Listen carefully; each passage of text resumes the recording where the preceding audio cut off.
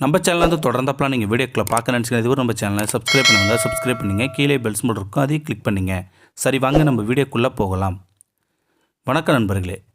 தினமும் அலுவலகம் செல்லும் வழியில் ஒரு பெரியவர் வெயிலிலும் மழையிலும் பொம்மைகளை விற்று கொண்டிருப்பதை நான் பார்த்திருக்கிறேன். நேற்று மாலை குழந்தைக்கு ஒரு பொம்மை வாங்கலாம் என்று அவரிடம் சென்றேன். ஒரு வெள்ளை நிற பூனை பொம்மை கொடுங்கய்யா என்றேன் நான். அவர் 80 ரூபாய் என்றார். பணக்கார கடைகளில்தான் பேரம் பேசாமல் ஏழைகளிடம் தானே நாம் பேரம் பேசுவோம். அதுதானே சராசரி மனிதரின் இயல்பு. அதனால் நான் என்னங்கய்யா ஒரு குழந்தை பொம்மை 80 ரூபாய் என்றீங்க, 70 ரூபாய் கொடுங்க என்றேன் நான். அவர் என் கண்களை உற்று பார்த்து, இதை குழந்தைகளுக்கா வாங்குறீங்க என்றார் அந்த வயதான முதியவர். நான் ஆமாம் என்றேன். அவர் கொஞ்சம் மெதுவான குரலில், சரி 70 ரூபாய்க்காக கொடுங்க என்றார் அந்த வயதான முதியவர். அவர் கண்கள் லேசாக கலங்கியதை நான் கவனித்து விட்டேன். அது என் மனதை என்னவோ செய்தது. ஏன்யா என்னாச்சு அழுறீங்க என்று கேட்டேன் நான். ஒன்றும் சார் என்றார் அந்த வயதான முதியவர். நான் மீண்டும் மீண்டும் வற்புறுத்தி கேட்க அவர் மெதுவாக சொல்ல ஆரம்பித்து விட்டார். என் பெயர் ஆவுடையப்பன், வயது 77. என் மனைவியின் பெயர் பார்வதி, வயது 73. எங்களுக்கு 6 குழந்தைகள். மிகவும் ஏழ்மையான குடும்பம்தான். மிகவும் கஷ்டமான சூழ்நிலை தான் பிள்ளைகளை வளர்த்தோம். பல நாட்கள் நானும் என் மனைவியும் சாப்பிடுறது கூட இல்லை. இருப்பதை பிள்ளைகளுக்கு கொடுத்துடுவோம். பல நாள் பட்னி கூட இருந்திருக்கோம். ஒரு நாள் கூட என் மனைவி இதற்காக என்கிட்ட சண்டை கூட போட்டதில்லை. பிள்ளைகளை எல்லாம் திருமணம் செஞ்சு முடித்து அவரவர்களை தனி குடும்பமாக சென்று விட்டனர். எங்களுக்கோ தடுமாறும் வயது. அதனால் பெற்ற மகன்கள் வீட்டில் போய் இருக்கலாம் என்ற எண்ணத்தில் மூத்த மகனிடம் விபரத்தை சொன்னேன் நான். அதற்கு அவன் சொன்னான், என்னால் இருவரையும் கூட்டிக் கொண்டு போய் வைத்து பராமரிக்க முடியாது, யாராவது ஒருவர் வரலாம் என்றான் என் மூத்த மகன்.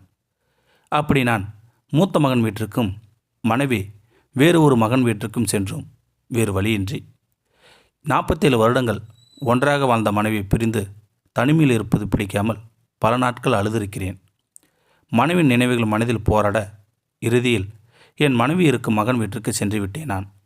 என் மனைவியிடம் சொன்னேன், நாம் இருவரும் ஒன்றாக வேறு எங்கேயாவது போய்விடலாமா என்று நான் கேட்டுவிட்டேன். என் மனைவியும் அழுது கொண்டே சம்மதித்தாள். மகன்கள் வீட்டிலிருந்து நாங்கள் வெளியே வந்து 1 வருடம் ஆகிறது. பிழைப்புக்காக நான் குழந்தைகளின் பொம்மைகளை நடந்து சென்று விற்கிறேன். தினமும் 80 ரூபாய் முதல் 100 ரூபாய் வரை லாபம் கிடைக்கும். இதை வைத்து கொண்டு ஜீவனாம்சம் செய்து கொண்டுள்ளோம். இப்போது எனக்கு வயது 77 ஆகிறது. எப்போது வேண்டுமானாலும் நான் இறந்து போகலாம்.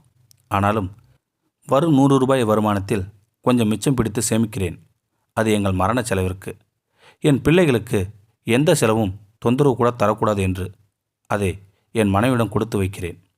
ஒரு நாள் இந்த பணம் எதற்கு சேமிக்கிறார்கள் என்று என் மனைவி கேட்டாள். நம் மரண செலவிற்கு என்றேன். என் மனைவி சத்தமாக அழுதுவிட்டாள். இப்போது என் மனைவி பிரார்த்தனை என் கணவர் மரணிக்கும் அதே நேரத்தில் எனக்கும் மரணத்தை கொடுத்து விடு கடவுளே என்றுதான். என் பிரார்த்தனை கூட அதுவேதான் என்று அவர் சொல்லவும், இதை கேட்டுக்கொண்டிருந்த நான் மனதால் நொறுங்கி போய்விட்டேன் நான். நீங்கள் இங்கே இருப்பது உங்கள் பிள்ளைகளுக்கு தெரியுமா என்றேன் நான். அவர்களுக்கு தெரியாது என்றார் அந்த வயதான முதியவர். எனக்கு மனம் கனத்து போனது. சாதாரண மக்களிடம்தான் எத்தனை வழிகள் மனதில் புதைந்திருக்கின்றன. சின்ன சின்ன வியாபாரிகளிடம் பழைக்காரர்களிடம் பேரம் பேசாமல் அவர்கள் வாழ்வாதாரத்துக்கு நம்மால் முடிந்த அளவு உதவி செய்ய வேண்டும் என்ற படிப்பினை நாம் இந்த முதியவரிடம் உரையாடிதான் தெரிந்து கொண்டேன். தயவு செய்து சகோதர சகோதரிகளே, இந்த பாவத்தை செய்யாதீர்கள். எந்த ஜென்மத்திலும் இதற்கு விமோச்சனமோ பரிகாரமோ பாவ மன்னிப்போ கிடையாது. இந்த வீடியோ உங்களுக்கு பிடிச்சிருந்தா கமெண்ட் பாக்ஸில் கமெண்ட் பண்ணுங்கள். கூட உங்கள் ஃப்ரெண்ட்ஸுக்கு ஷேர் பண்ணுங்கள். இதுவரை நம்ம சேனலை சப்ஸ்கிரைப் பண்ணுங்கள். கீழே பெல் சிம்பல் இருக்கும், அதையும் கிளிக் பண்ணுங்கள். தேங்க்யூ ஃபார் வாட்சிங்.